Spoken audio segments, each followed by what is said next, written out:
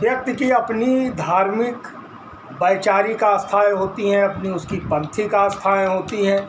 उसको किसी राजनीति से जोड़ देना तो कोई विषय नहीं है कि आप लगातार इस बात की चर्चा पिछले 4-5 दिन से चल रही है कि ये इशारा है, वो इशारा मिल रहा है, कौन कहाँ जा रहा है, कौन कहाँ आ रहा है। ये जब जिसको लेकर आप चर्चा कर रहे हैं वह स्वयं बताने के लिए तैयार नहीं है।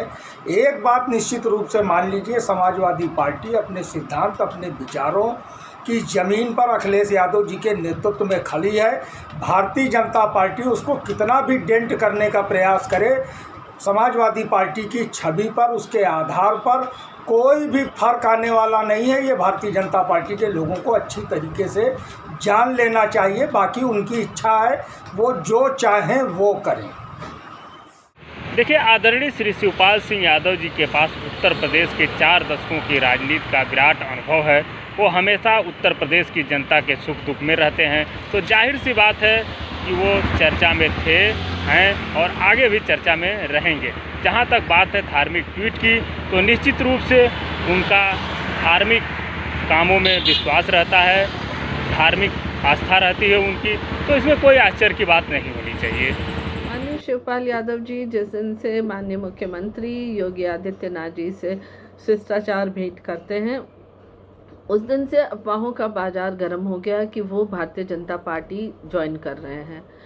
हमारे संविधान ने ये अधिकार भी दिया है कि जो कोई भी किसी पार्टी को ज्वाइन करना चाहे वो स्वेच्छा से उस पार्टी को ज्वाइन कर सकता है, और भारतीय जनता पार्टी हर एक इंसान के साथ जो कि भारतीय जनता पार्टी की विचारधारा के साथ काम करना चाहता है उसे स्वागत करती है।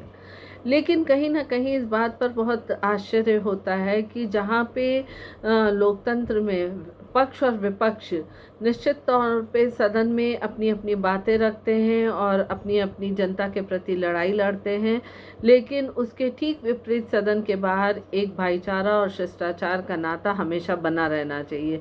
पर आज इस तरीके की राजनीति हो गई है कि अगर वो माननीय प्रधानमंत्री मोदी जी को वो फॉलो करते हैं या मुख्यमंत्री माननीय योगी जी को वो फॉलो करते हैं तो ये एक चर्चा का विषय हो जाता है, और अगर वो भगवान श्री राम पर ट्वीट करते हैं तो ये भी चर्चा का विषय है। ये दुर्भाग्यपूर्ण है कि लोकतंत्र में अगर किसी सत्ता दल के नेता से विपक्ष का कोई भी नेता प्रभावित होता है, उन्हें फॉलो करता है, तो ये एक स्वस्थ लोकतंत्र की पहचान है। लेकिन इस स्वस्थ लोकतंत्र में आज लोगों का नज़रिया बहुत संकीर्ण हो गया है, और उस संकीर्णता को केवल पार्टी ज्वाइन करना या पार्टी छोड़ने से जोड़कर देखा जाता है। इस पर निश्चित तौर पे विचार करना चाहिए। जब वो पार्टी ज्वाइन करेंगे वो लोगों के सामने करेंगे, सामने दिखेगा। तो और क्योंकि एक इतिहास भी सपा गठबंधन का ऐसा रहा है कि पार्टी में जिस तरीके के आपसी गुटबाजी पारिवारिक कला होता आया, तो इस कला को देखकर भी कहीं ना कहीं माननीय शिवपाल जी की जिस तरीके से अनदेखा किया गया, पार्टी में जिस तरीके से वो अपमानित महसूस कर रहे हैं, ये अफवाहें लगा रही हैं। लेकिन अब तक हमें यही संज्ञान में है कि ये शिष्टाचार भेंट है, और लोकतंत्र में ऐसा शिष्टाचार, पक्ष और विपक्ष का शिष्टाचार भेंट निश्चित तौर पे स्वस्थ लोकतंत्र की पहचान करा है। विपक्ष के रूप में पिछले 5 साल में कांग्रेस पार्टी ने भाजपा की तानाशाह सरकार के खिलाफ लड़ाई लड़ी। समाजवादी पार्टी में जिस तरीके की फूट है, इससे ये बिल्कुल स्पष्ट है कि भले ही जनता ने उनको बड़ी मात्रा में सीटें दी, लेकिन वो भारतीय जनता पार्टी सरकार के सामने लड़ नहीं सकते। पिछले 5 साल लगातार कांग्रेस पार्टी जनता के मुद्दों पर श्रीमती प्रियंका गांधी जी के नेतृत्व में लड़ाई लड़ती रही। हम आगे भी सशक्त विपक्ष की भूमिका निभाएंगे।